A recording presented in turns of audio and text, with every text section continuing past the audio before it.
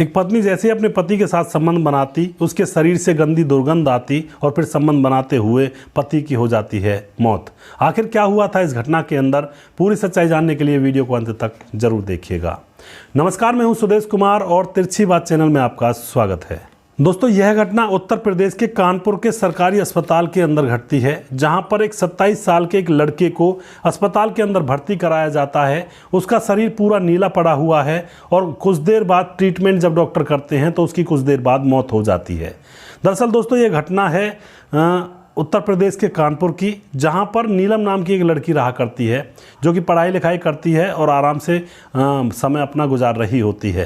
तभी उसकी मुलाकात विवेक नाम से के लड़के से होती है। वह दूसरी जाति का लड़का होता है और उससे उसको प्यार हो जाता है। दोनों के प्रेम प्रसंग बनते हैं। अब यहाँ पर उस लड़की नीलम के घर वालों को भी पता लग जाता है कि उनकी बेटी आखिर क्या गुल खिला रही है। तो वह अपनी बेटी नीलम से कहते हैं कि तू ऐसा काम करना बंद कर दे, यह दूसरी जाति का लड़का है और इसके साथ हम तुम्हारी शादी हरगिज भी नहीं करेंगे। तो इसके साथ ऐसा गंदा काम कर रही है, तुझे शर्म नहीं आ रही?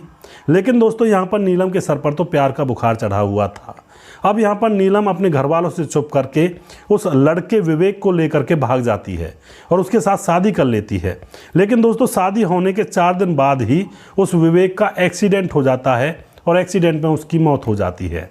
अब यहाँ पर जो लड़की नीलम होती है, वह करती भी तो क्या करती, मजबूरी में वह अपने घर पर वापस आ जाती है। घर पर जैसे ही वह वापस आती है तो उसका पिता और उसका भाई उसको अच्छी तरह से पीटते हैं और उसकी अकल ठिकाने लगा देते हैं।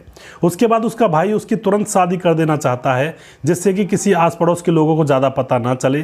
तो उसके लिए एक लड़का ढूंढा जाता है, दूसरा लड़का, जिसका नाम होता है किशोर। किशोर बैंड बजाया करता था और उसकी उम्र थी 27 साल और लड़की की उम्र थी 17 साल। दोस्तों, यहाँ पर 10 साल का सीधा फर्क था। अब यहाँ पर लड़की के लिए उस लड़के को ढूंढ लिया जाता है और नीलम के साथ उसकी शादी कर दी जाती है। शादी होने के बाद नीलम अपने पति के घर चली जाती है। जो उसका पति होता है नया किशोर, वह शराब ज़्यादा पिया करता, क्योंकि शादी ब्याह में बैंड बजाने के लिए जाता और वहाँ पर शराब पीकर वापस आया करता था। अब यहाँ पर शराब पीकर वह अपनी पत्नी के साथ संबंध बनाता तो यहाँ पर नीलम को उसमें से बदबू आया करती।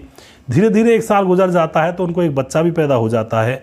लेकिन अब सुमन से उसकी बदबू सहन नहीं हो पा रही थी, वह उससे परेशान हो चुकी थी, क्योंकि प्यार तो वह करती नहीं थी, यह तो ज़बरदस्ती का रिश्ता था।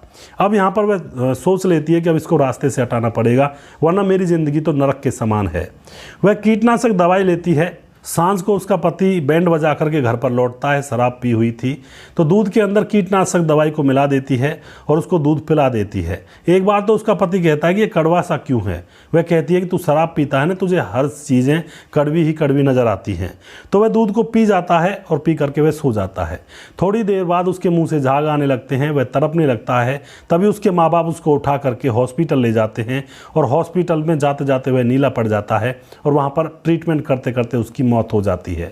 दोस्तों, उसके बाद पुलिस को यह सारी घटना बताई जाती है, क्योंकि वह मरता मरता बता गया था कि मुझे दूध पिलाया गया है। अब यहाँ पर उस लड़की नीलम को पकड़ लिया जाता है पुलिस के द्वारा और उसके ऊपर मामला दर्ज किया जाता है और अब वह लड़की जेल में है।